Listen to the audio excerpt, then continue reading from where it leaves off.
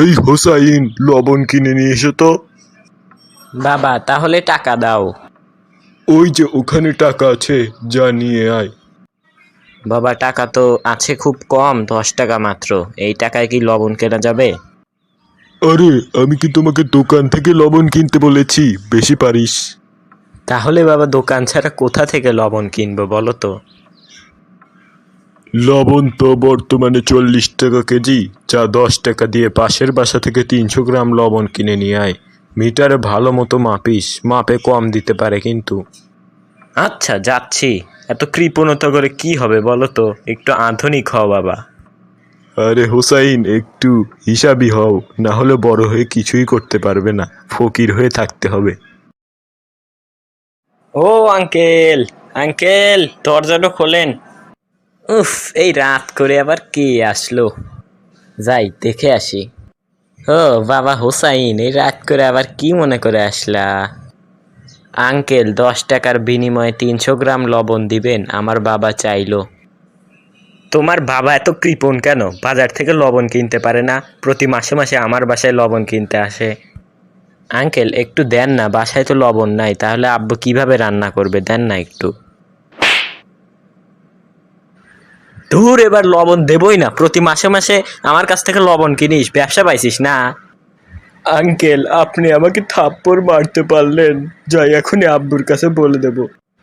যা গা যা, তোর আব্বু কগা যা, কি করবি নি, মনে হয় ব্যবসা পাইছে প্রতি মাসে মাসে।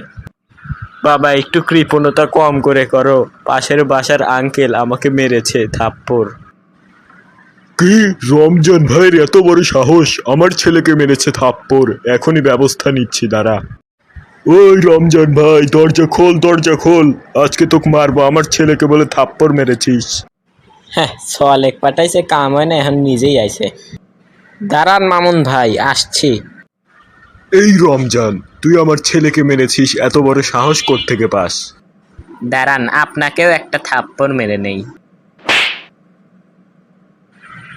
গত 5 বছর যাবত তুই আমার কাছ থেকে লবণ কিনিস 10 টাকায় 300 গ্রাম, আমার লস হয় না? ব্যবসা পাইছিস না, ব্যবসা পাইছিস। ইয়ো,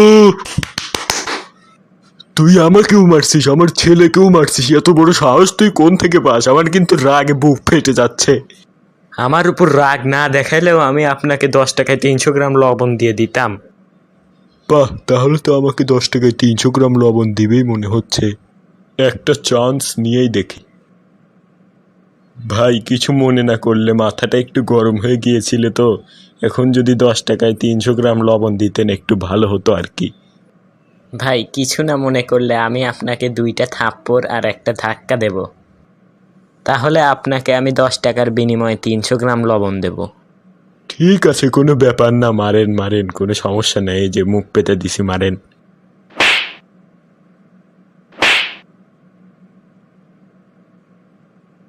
উফ, এবার একটু শান্তি পেলাম। কৃপণতার একটা সীমা থাকা দরকার ভাই, বুঝছেন? আপনি যে এত স্যাঁচড়া আমি তো আগে জানতাম না।